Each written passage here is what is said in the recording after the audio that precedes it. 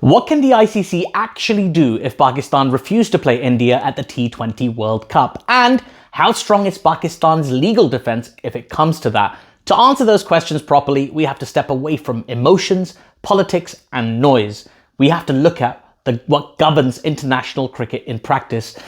That means contract. So, according to reporting by ESPN Cricinfo, participation in ICC events is governed by a document called the Members' Participation Agreement, or MPA. Every ICC member signs it before entering tournaments like the T20 World Cup. And one clause in that agreement sits at the heart of this entire situation. Clause 5.7.1. I know, very catchy title. It requires members to unconditionally participate in ICC events they qualify for, and crucially, to play every match scheduled in those events. Now, from the ICC's point of view, the starting position is simple. If Pakistan refused to play one scheduled match, even one, the ICC can argue that Pakistan is in breach of its contractual obligations. That is the ICC's strongest, cleanest legal argument. But that is not the end of the story, because the same agreement also contains a powerful counterbalance: force majeure. What does it mean? Well, force majeure is a standard contractual concept. It excuses a party from performing its obligations if an unforeseen event outside of its control makes performance impossible. And importantly, the MPA does not limit force majeure to natural disasters or war. It explicitly includes government orders. That detail matters enormously here. Pakistan's likely legal position is this: the PCB is bound by direction from the government of Pakistan and therefore cannot play the India group match regardless of its own preferences. Under the MPA, if a member intends to rely on force majeure, it must formally notify the ICC in writing, provide the government order it's relying on, and explain how and to what extent that order prevents it from fulfilling its obligations.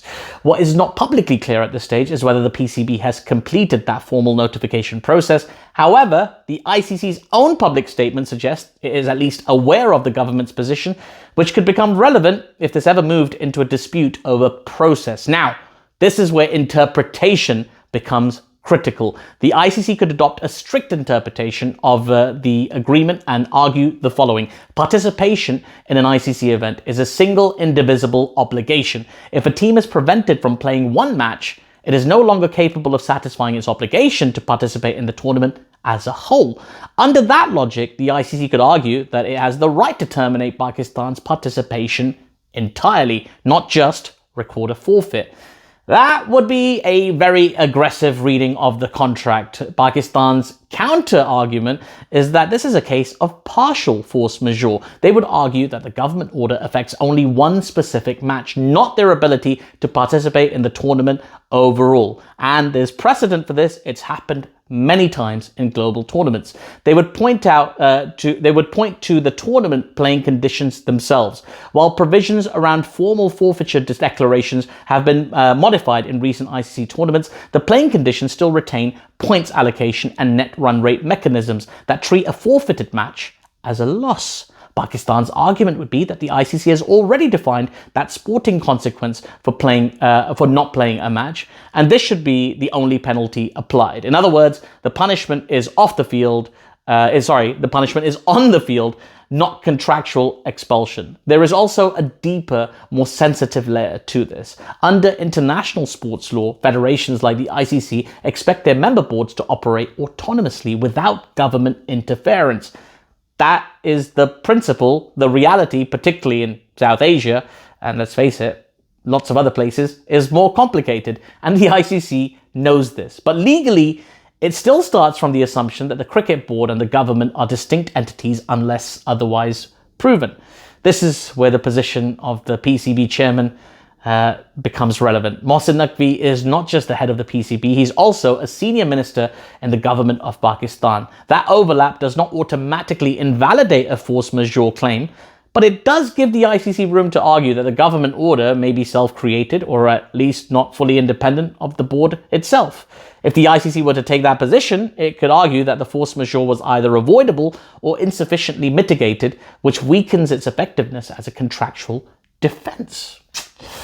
Mitigation is a key concept here. Force majeure does not require that an external event exists. It also requires that reasonable steps are taken to reduce its impact.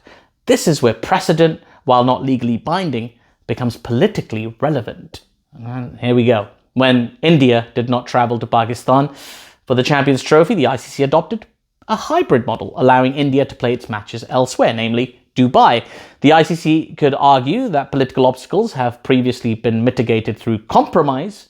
Pakistan, in response, would argue that each force majeure event must be assessed on its own facts, and that current political circumstances represent a new and distinct situation, not automatically resolvable by past solutions. Yeah, the government...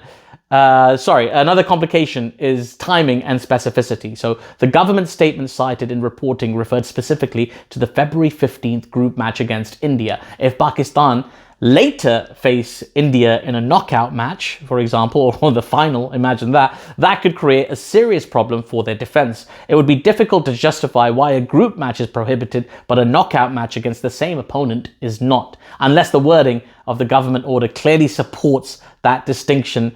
And I can imagine that's a tough distinction to make. So, what sanctions are actually available to the ICC? At the mildest end, the ICC could accept force majeure, record the match as a forfeit, allocate points accordingly, and move on. Probably not going to happen.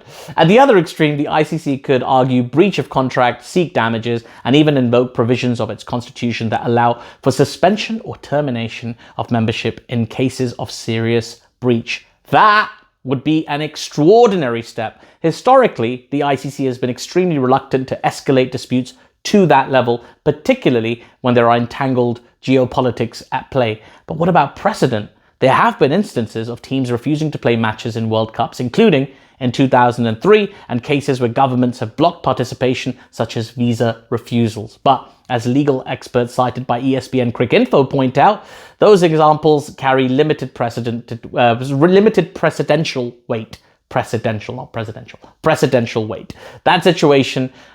This situation, I beg your pardon, would be decided on the specific wording of the current MPA, the government order relied upon, and the actions taken or not taken to mitigate the situation. So, where does that leave us? The ICC has leverage, contractual, commercial, and political. Pakistan has a defense, grounded in force majeure and government instruction. Neither position is frivolous, and that's why it's unlikely to end with a dramatic expulsion or instant resolutions. More likely, it becomes a prolonged exercise in negotiation, legal positioning, and quiet compromise, because the cost of escalation is high for everyone involved, and that more than anything explains why this issue matters far more beyond a single cricket match. Anyway, that's the contractual grounding behind the situation we find ourselves in. I hope it wasn't too isolating. I hope you followed it all. If you think I made any mistakes, please do point it out in the comments. Thank you so much for watching. Remember to like, subscribe, and I'll see you very soon.